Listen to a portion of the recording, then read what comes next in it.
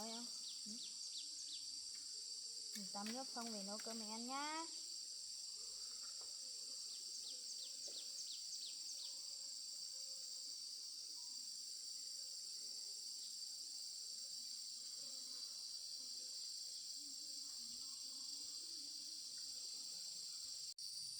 Mình đi tắm nước xong mình nấu cơm ăn.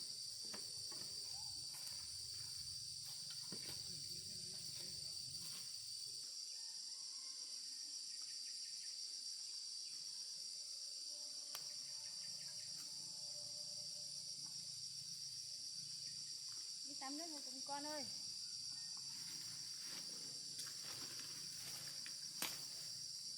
Ngày tốt với mình quá, mình có quần áo để tắm nước rồi. Đi.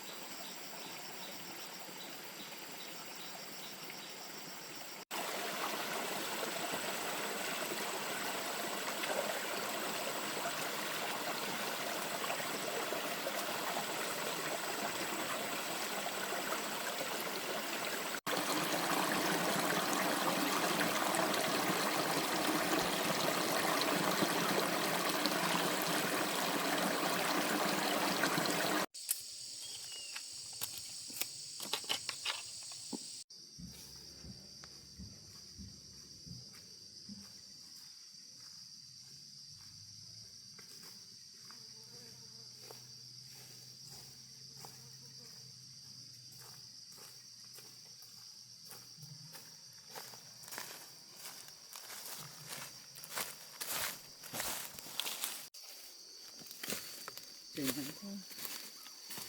Cô ấy lập trong nhà nữa nhỉ.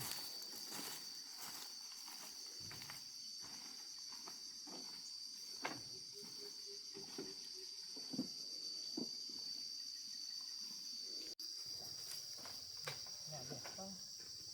Không biết cô ấy đi đâu.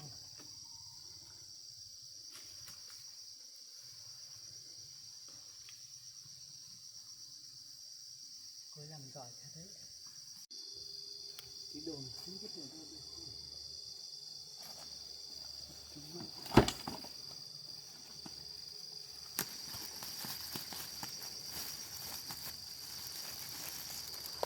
Không chắc chỗ ở để chỗ khác.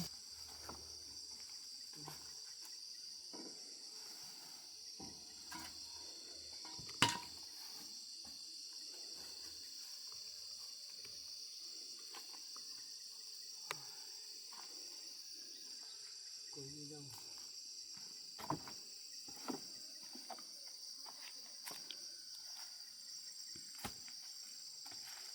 Ngồi chờ cô.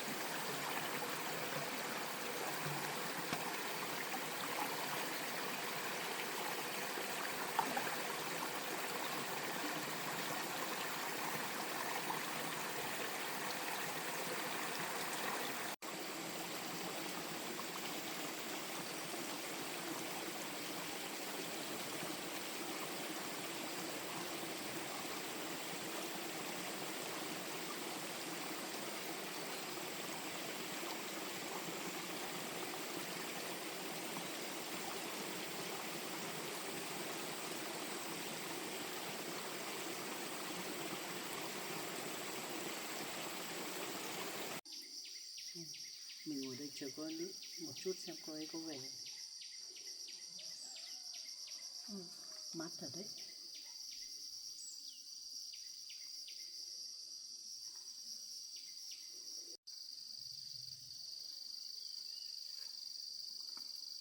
Lâu thế.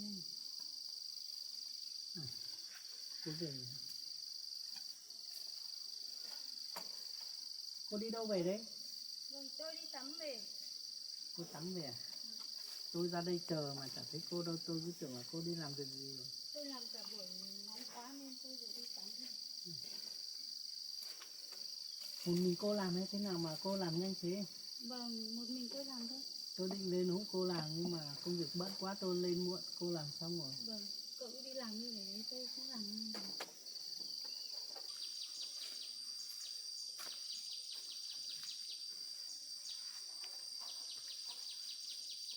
À cô ơi, tôi có mua chút đồ cho cô này. Đây này cô. Cảm ơn anh nhiều quá. Có gì đâu. Tôi chả mua được cái gì, mua được chút đồ cho cô. Cô mệt cô ngồi ăn quả đi. Vâng.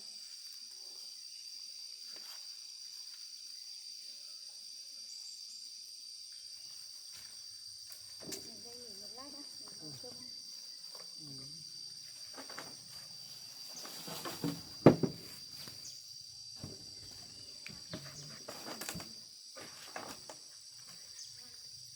Không ăn quả đi.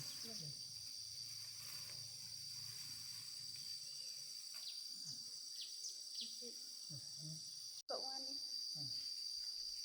Cô mình làm có mệt không? Vâng, cũng bình thường thôi. Mệt thì cũng chả ai giúp mình được nên cũng đành vậy. Cố làm thôi. Vâng, tôi định lên sớm để hộ cô làm nhưng mà công việc nhiều quá. Không sao để Lên tôi sớm làm. được.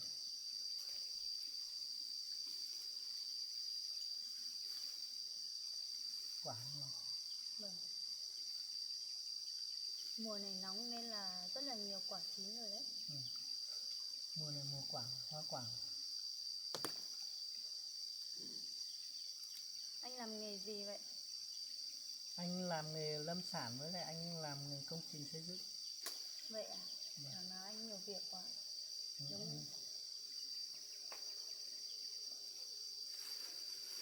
Ăn đi con. Vâng.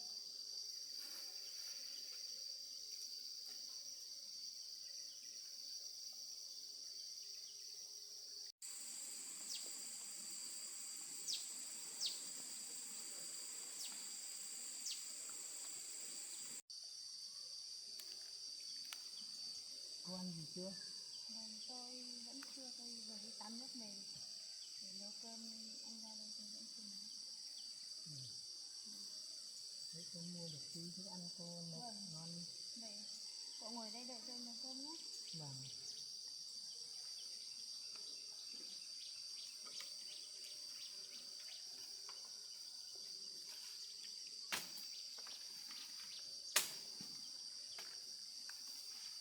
Ngồi.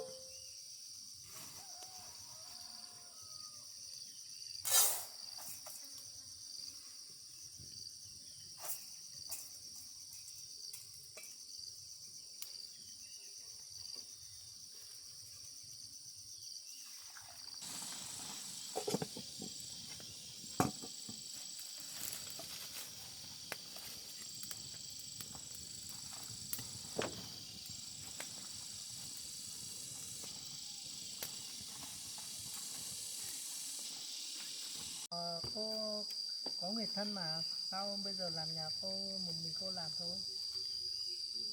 Trước là cậu giúp tôi nhiều quá nên tôi không biết báo đáp cậu như nào nên tôi nói dối vậy thôi. Chứ tôi làm gì có người thân ở đâu ra. Tôi không có người thân à?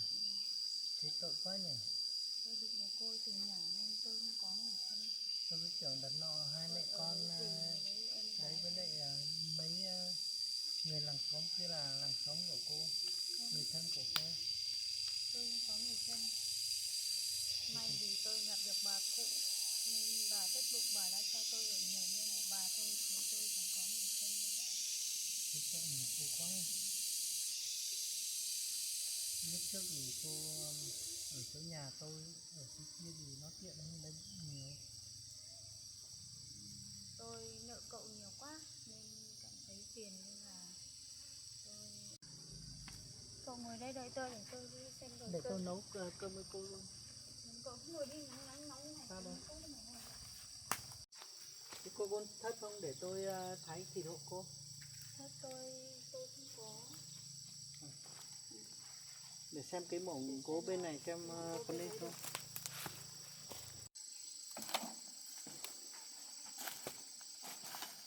Cái màu này chắc được đấy.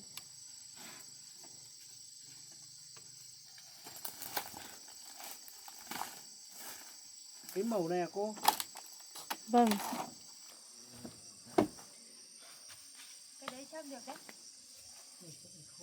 Chưa có họ chặt son ở đây, chắc là họ cứ để đấy, họ cắt để đấy. Cái này màu thưa. Cái này dùng tạm thôi. Tôi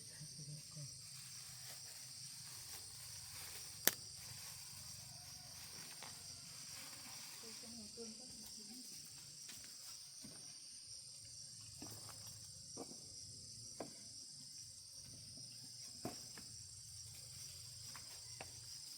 Tôi vẫn còn chưa kịp làm bếp để mấy hôm nữa tôi làm cái bếp. Cứ làm tạm đã cô ạ. Vâng. Bây giờ ở tạm.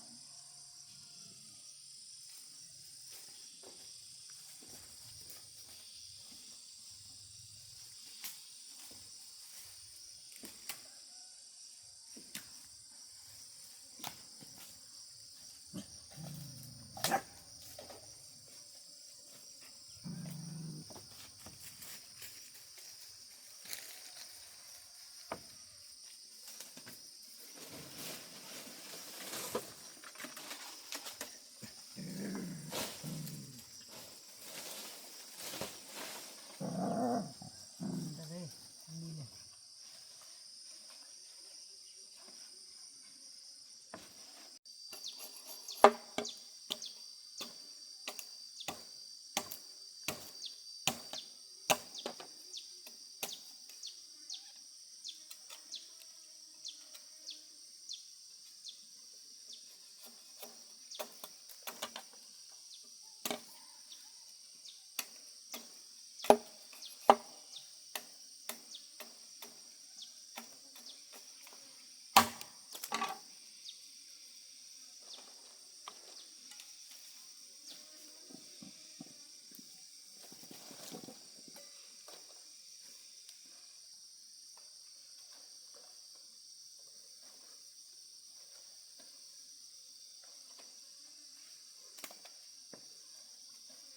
Tôi vẫn chưa có nồi để nấu rau nên tôi phải bỏ phần cơm ra.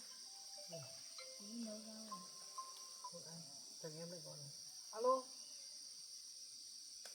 Vâng cô à. Bây giờ luôn á. Ôi tôi đang bận tí. Nhưng mà cần luôn bây giờ à? Rồi để tí tôi xuống luôn. Ở đấy đợi nhé.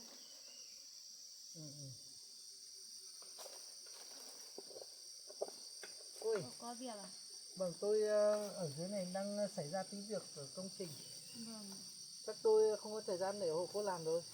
Vậy đang nấu cơm giờ. Cô nấu cô ăn đi. Vâng. Không là tôi đi để hôm khác tôi lại lên thăm cô nhé. Vâng, thế thì cậu đi nhé. Vâng.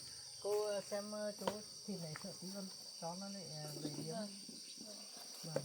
Cô nhé. Vâng, tôi chào cô. Vâng. Tôi về đây. Để tôi cảm ơn anh nhé. Vâng, không gì đâu.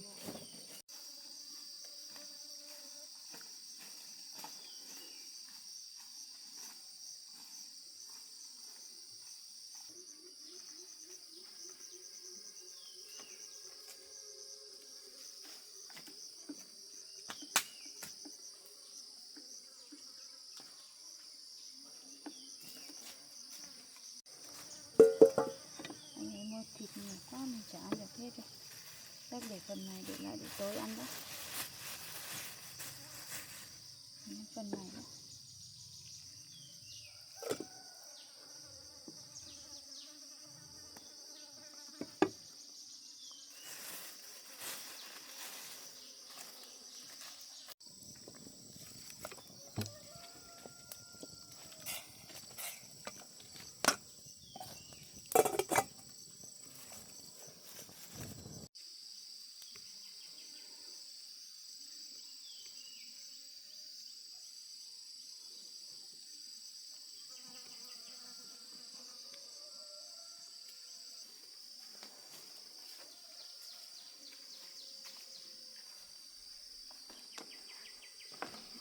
Con ơi, mày đói chưa? Mày ngủ ở đây á. Để hôm nào tao làm được cái nhà của tao xong tao làm cái nhà cho mày nhá. Đói lắm phải không? Một lát nữa được ăn cơm rồi nhá. Mấy hôm nữa chị sẽ làm một cái nhà cho mày ở.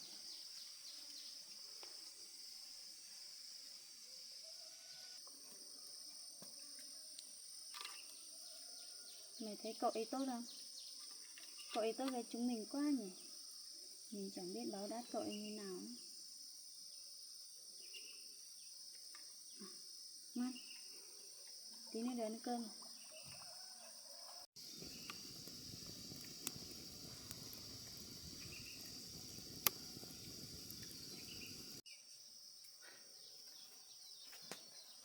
Ăn cơm nào.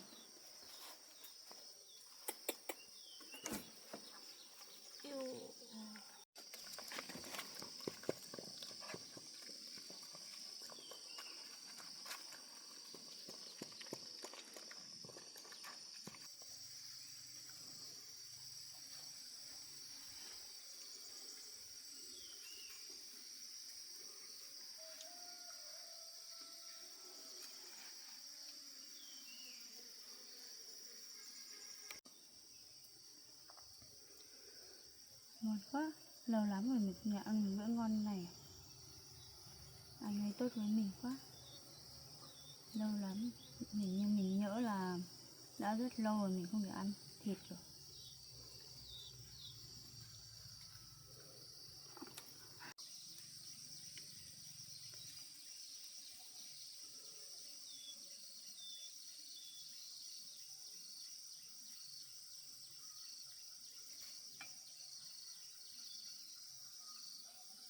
Mày ăn hết chưa? Có ăn nữa không?